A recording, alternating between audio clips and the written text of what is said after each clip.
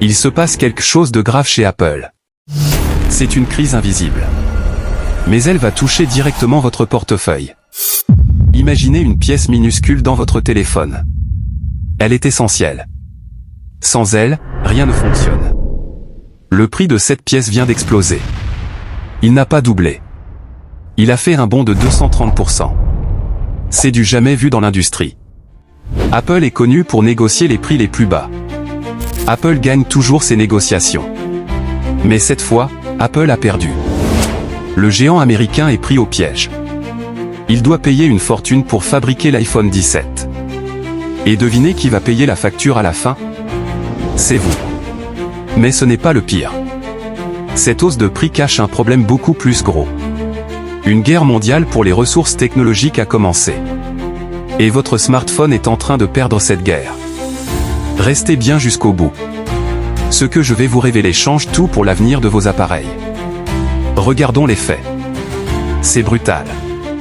Parlons de la mémoire vive. La RAM. C'est la mémoire à court terme de votre iPhone. C'est elle qui permet d'ouvrir plusieurs applications en même temps. Pour l'iPhone 17, Apple a besoin d'une puce très précise. La LPDDR5X. C'est un nom barbare. Mais retenez juste ceci, c'est le moteur de votre téléphone. Début 2025, cette puce coûtait environ 27 $. C'était un prix standard. Apple avait prévu ce budget. Mais tout a basculé. Aujourd'hui, pour la même puce, Apple doit payer 70 $. Faites le calcul. C'est 43 $ de plus par téléphone. Cela semble peu? Multipliez ce chiffre par 230 millions. C'est le nombre d'iPhone qu'Apple vend chaque année. Cela représente des milliards de dollars de pertes sèches. C'est un trou béant dans la trésorerie. Apple est habitué à contrôler ses coûts au centime près. Tim Cook est un expert de la logistique. Mais là, la machine s'est enrayée. Pourquoi une telle augmentation? Pourquoi maintenant? Ce n'est pas de l'inflation normale. C'est une pénurie organisée. Il y a un coupable dans cette histoire. Vous en entendez parler tous les jours. L'intelligence artificielle. L'IA a besoin de puces informatiques. Beaucoup de puces. Mais pas n'importe lesquelles. Les serveurs qui font tourner ChatGPT ou Google Gemini ont besoin de puissance. Ils utilisent une mémoire spéciale. On l'appelle la HBM.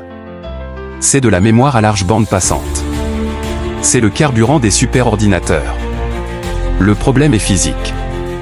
Il n'y a pas une infinité d'usines dans le monde. Les fabricants de puces ont dû faire un choix. Soit ils fabriquent de la mémoire pour vos téléphones. Soit ils fabriquent de la mémoire pour l'IA. La mémoire pour l'IA se vend très cher. Les marges sont énormes. C'est une mine d'or pour les fabricants. Alors, ils ont pris une décision radicale. Ils ont transformé leur ligne de production. Ils ont arrêté de produire des puces pour smartphones. Ils ont tout misé sur l'IA. L'offre de puces pour iPhone s'est effondrée. Mais la demande est restée la même. C'est la loi de l'offre et de la demande. Quand un produit devient rare, son prix explose. Votre téléphone est devenu secondaire. Il passe après les grands serveurs de données. C'est la nouvelle réalité du marché. Apple a un autre problème majeur. Il dépend de ses fournisseurs. Pendant des années, Apple a été malin. Ils achetaient chez Samsung. Ils achetaient aussi chez SK Hynix. Ils mettaient les deux concurrents face à face. Cela faisait baisser les prix.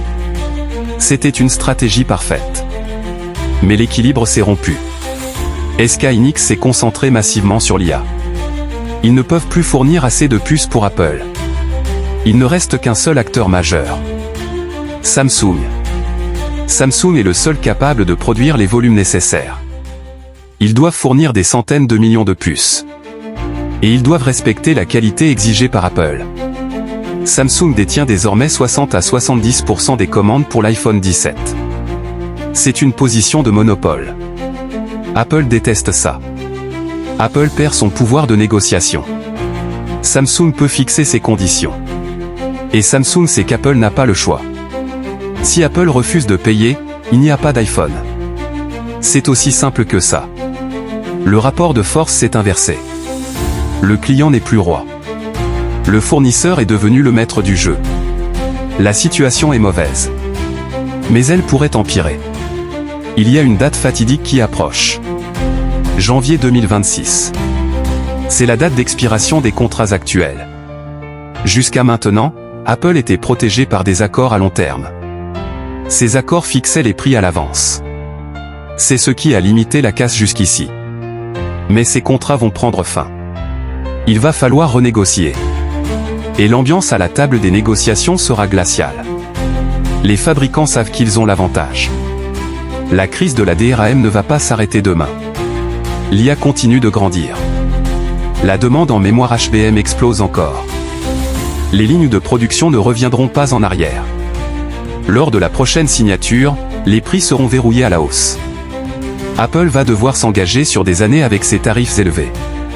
C'est une bombe à retardement pour leurs finances. L'entreprise est vulnérable. Elle est exposée comme jamais auparavant. Alors, que va-t-il se passer pour vous? Apple a deux options. Première option, ils absorbent le coût. Ils acceptent de gagner moins d'argent par téléphone. C'est peu probable. Les actionnaires n'aimeront pas ça. Seconde option, ils augmentent le prix de l'iPhone. L'iPhone 17 pourrait être le plus cher de l'histoire. Nous pourrions voir des hausses de prix significatives. Peut-être 100 ou 200 $ de plus. Juste pour compenser le coût de la mémoire. Cette histoire nous apprend une chose cruciale.